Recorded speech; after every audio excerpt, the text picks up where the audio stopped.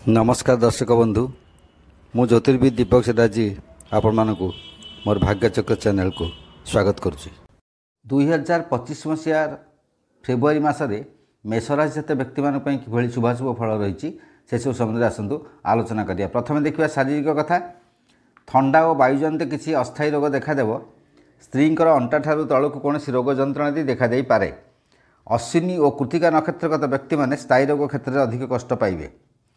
पारिवारिक कथा देखा स्त्री झगड़ा अशांति देखादेव। पिता माता बा कौन वयोज्येष्ठ व्यक्ति गृह को आसवा द्वारा एवं तांकर सांत्वना बाणी उपदेश पाई आपण बहु मानसिक शांति पाइबे एवं पारिवारिक द्वंद्वर समाधान हो पार। आर्थिक कथा देखा ए मासरे पैसा पत्र किंतु भल हेबो। भल दुई पैसा आपण हाथ को आसीबो। संचय किसी मध्य करिवे। द्वितीयार्धे सरकारी अर्थ बा साहाय्य किसी अनुदान किसी प्राप्त हो पारे। पेशा व्यवसाय चाकरी कथा देखा जो मैंने राजनीति क्षेत्र में वकिलाती क्षेत्र अच्छा से प्रथमार्ध बहुत कठिन परिश्रम तथा मुकाबला दे गति कर मात्र शेषार्धटी बहुत सफलता हासिल करेंगे।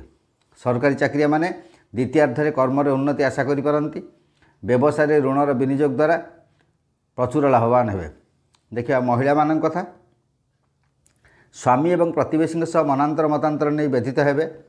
बहु व्यक्ति आगमन में व्यस्तता मध्य समय काटे। जो कर्मजीवी महिला अच्छा कर्मजीवी महिला माने प्रतिद्वंदिता और शत्रुतार षड्यंत्र शिकार हे जहाँकि गभीर चिंता मध्य प्रथमार्धे बुड़ी रे मात्र द्वितीयार्धे से सबूर समाधान हो। द्विजा नक्षत्र जन्म महिला माने यात्रा रे आनंद लाभ करेंगे। एथर देखिए आम छात्र छात्री मान कथा।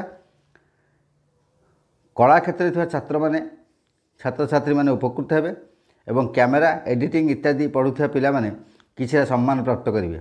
अन्य क्षेत्र जो अच्छा वाणिज्य क्षेत्र में जो कमर्स अच्छा जो धरतु आप लॉ पढ़ुंट इंजीनियरिंग ये सब अच्छा से आशानुरूप फल पाई न पारती से चेष्टा जारी रखा उचित। निराश न हो पढ़ु भल कर मनोनिवेश करते पाठ पढ़ाई निश्चिंत भाव में आपंकर भविष्य उज्जवल हो। देखिए एथर बेकार मान कथा। बेकार मान जो अच्छा जहाँ किसी प्राक्टिस कर प्राक्टिस पर अधिक ध्यान दिंतु। प्राक्टिस पर जो क्षेत्र में अच्छा से क्षेत्र प्राक्टिस पर अधिक दिखाते निश्चिंत भाव में आपंकर उन्नति हो। मासर द्वितीयार्धे उन्नति आप पाक आसूँ से विषय चिंता करार कि ना। ट्यूशन फ्यूशन एसब जो अच्छा करसटी प्रायतः भल रहा। एथर देखा शुभाशुभत्व संपर्क में मेषराशि शुभ रंग है लाल रंग। शुभ संख्या है 5। शुभ रत्न है प्रबाल रेड कोराल। शुभ धातु है तंबा। शुभ मूलिका है खईर गछर चेर। घात बार है रविवार। घात तिथि उभय पक्षर प्रतिपद षष्ठी एकादशी। राष्ट्राधिपति ग्रह है मंगल। इष्टदेवता है कार्तिक बगलामुखी। कल्याणकारी मंत्र है ओं हुं श्री मंगलाय नाम बा ह्लीम स्वाहा। एथर आसन देखा वृषराशि जात व्यक्ति मान 2025 मसीह फेब्रुआरी मासटी किपर रही। प्रथम देखा शारीरिक कथा। जंडिस हाड़फुटी पित्तज्वर नाड़झड़ा इत्यादि शारीरिक असुस्थता प्रथमार्धे प्रायतः देखादेव। कृतिका नक्षत्रगत व्यक्ति माने अधिक कष्ट पाइबार देखा जाए। पारिवारिक कथा देखा पिता मनमालिन्य मतांतर हो पारे। 15 तारीख पर सत्य नहीं आपस समाधान रास्ता किसी आप बाछिबे। पत्नी परामर्श नियंतु उपकृत हेबे। एथर देखिए आर्थिक कथा। लाभ क्षति व्यवसाय क्षेत्र में प्रायतः समान समान रहिबो। आर्थिक संकट विशेष देखादेव ना। बड़ धरण खर्च किसी ना। रोहिणी और मृगशिरा नक्षत्र व्यक्ति माने आकस्मिक अर्थ लाभ करेंगे। एथर देखिए पेशा व्यवसाय एवं चाकरी कथा। पेशादार माने सम्मान को जगी आलो सखी आपणा महत आपे रखी यह नीति प्रति ध्यान दे दिंतु। या प्रति गुरुत्व दिंतु ताले आपण खुशी हेबे और सम्मान पाइबे। व्यवसाय पूर्वर विनियोग द्वारा लाभवान हेबे। नूतन विनियोग किसी करंतु नहीं। मासरे पानी रे लुण प्राय सब सत्ता हराई बसबे। असुविधा पड़े बहुत। बेसरकारी चाकरिया माने उपकृत हेबे। हेले सरकारी स्तर कर्मचारी माने हरड़ घड़ा नहीं पड़ला भली बोध करेंगे। एथर देखिए महिला मान कथा। गृहिणी माने परिवार में बहु व्यक्ति आगमन हेतु एवं शाशु नणंद दुर्व्यवहार दुखित हेबे। रोहिणी नक्षत्रगत कर्मजीवी बेसरकारी महिला माने उपकृत हेबे। छात्र छात्री मान कथा देखा वैषयिक शिक्षा एवं मेकानिकाल बा इलेक्ट्रिकल क्षेत्र में विद्यार्थी माने श्रमर फल पाइबे। आर्ट्स पिला माने कठोर परिश्रम न करे परीक्षा अकृत कार्य हो पारती। बेकार मान कथा देखा नूतन उद्योग स्थापन निवृत्त हो पार्ट टाइम किसी काम करूँ बा ट्यूशन में मन बढ़ातु उद्योग चेष्टा जदि आप किसी उद्यम कर कारखाना फारखाना बसैबे से निवृत्त रुहतु असुविधा डाल पड़े। कृतिका जन्मा माने द्वितीयार्धे सरकारी चाकरी सुजोग पाइपारती। एथा देखा शुभाशुभत्व संपर्क में शुभ रंग है श्वेत, वृष राशि शुभ संख्या है 2, शुभ धातु है चांदी बा प्लाटिनम, शुभ रत्न है हीरा बा श्वेतपुष्प रागमणि, शुभ मलिका है अंकरांति, घात बार है प्रत्येक शनिवार, घात तिथि उभय पक्ष पंचमी दशमी अमावस्या पूर्णिमा, राष्ट्राधिपति ग्रह है शुक्र, इष्ट देवता इंद्राणी और कमला, कल्याणकारी मंत्र है ओं ह्रीं श्रीं शुक्राय नमः बा केवल श्रीं। यही मंत्र जप कले बहु कल्याण हेब। एथर देखा 2025 मसीहार फेब्रुआरी मसरे मिथुन राशि जात व्यक्ति मानक किभଳି फलाफल रही। प्रथम देखा शारीरिक कथा, स्त्रींकर नाना प्रकार छोटकाटर असुविधा देखादेव, संतान मानकर निम्नांगर कौन रोग जात हो पारे, आघात होवार देखा जाए। मृगशिरा और आर्द्रा नक्षत्र जो व्यक्ति मैंने निम्नांगरे तथा आंठुरे कौन रोग जंत्रणा अनुभव करेंगे। पारिवारिक कथा देखा, मासर प्रथम 15 दिन मध्य स्त्री बद तीव्रतर हो, घरे दाम्पत्य कलह प्रायतः लगी बड़ मान अଯଥା जुक्तितर्क आप दूरे रुहतु, बहुत असुविधा द्वंद्व देखा दे पारे। वयस्क व्यक्ति कथा को ग्रहण करूँ, निश्चिंत भाव किसी पारिवारिक द्वंद्वर समाधान हो पार। एथर देखिए आर्थिक कथा, आर्थिक परिस्थिति सेतटा स्वच्छल हो ना, आवश्यक बेले अवश्य किसी अर्थ जोगाड़ हो। व्यवसाय सरकारी स्तर किसी क्षतिर सामना करें। पुनर्वसु जन्म व्यक्ति माने बहु आर्थिक संकट मध्य रे। एथर देखिए पेशा व्यवसाय चाकरी कथा, शिल्पोद्योगी मैंने असुविधा पड़े, मात्र एजेन्सी बा रिप्रेजेंटेटिव कार्य थी व्यक्ति माने लाभवान हेबे। पुरोहित कर्म पेशादार माने सम्मान हर पारती। व्यवसाय मांदा अवस्था देखादेव, चाकरी द्वितीयार्धे खूब हैरान हो पारती। सरकारी चाकरी थिबा आर्द्रा नक्षत्रगत पुरुष और महिला कर्मजीवी मैंने पदस्थ कर्मचारी आक्रोशर शिकार हो पारती। कान कुहा कथा प्रति सतर्क रहा उचित। एथ देखा महिला मान कथा, कर्मजीवी महिला माने प्रशासन द्वारा दोषी सब्यस्त हो पारती। गृहिणी माने कार्यव्यस्तता मध्य रहिबे एवं पिला मानक जो मन दुख करि पारती।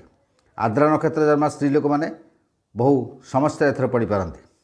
एथर देखा छात्र छात्री मान कथा, इंडस्ट्रियल ट्रेनिंग क्षेत्र में थिबा छात्र छात्री माने आशानुरूप फल पाइपर ना, चेष्टा जारी रखु। तापर देखा बेकार मान कथा, शिक्षानुष्ठान कार्य अनुसंधान करिया अनएम्प्लॉयड जो अच्छा से प्रथमार्धे किसी अंश सफल हो पारती, मात्र निजुक्ति रे आपण संतोष लाभ करेंगे ना, तथापि चेष्टा जारी रखु।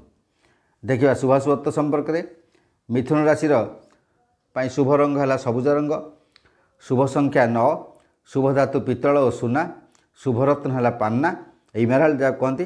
घात बार है प्रत्येक सोमवार, घात तिथि है उभय पक्षर द्वितीया सप्तमी और द्वादशी, शुभ मूलिका है अपामार्ग, राष्ट्राधिपति ग्रह है बुध, इष्ट देवता है विष्णु एवं त्रिपुरा सुंदरी, कल्याणकारी मंत्र है ओं ऐं श्रीं श्री बुद्धाय नमः वा ऐं क्लीं सौ। त्रिपुरा सुंदरी मंत्र जप करने द्वारा आपणकर बहुत कल्याणप्रद सब्यस्त हो।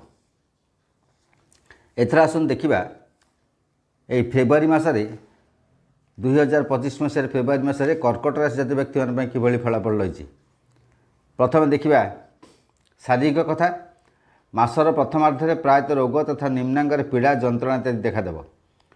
प्राय 13 तारिख जाए पितांकर असुस्थता आपको विव्रत करें बा कौन वयोज्येष्ठ व्यक्ति असुस्थता विव्रत करें। यापर किसी अंश आप सुस्थता देखादेव। पुनर्वसु और पुष्या नक्षत्रगत स्थायी रोगी मैंने अधिक कष्ट पाइपारती।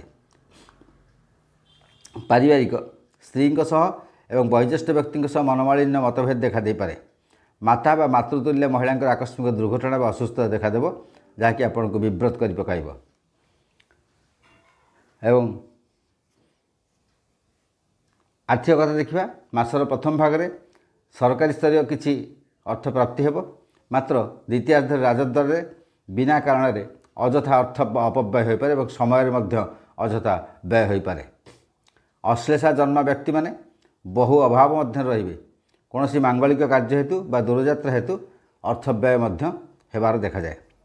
एथर देखा पेशा व्यवसाय ଓ ଚାକିରି କଥା। କଳା ଓ ଲେଖାଲେଖିକୁ ପେଶା ଭାବେ ଗ୍ରହଣ କରୁଥିବା ପେଶାଦାରମାନଙ୍କ ପାଇଁ ମାସଟି ପ୍ରାୟତଃ ଭଲ। ଅନ୍ୟମାନଙ୍କ ପାଇଁ ସମ ଅବସ୍ଥା ରହିବ।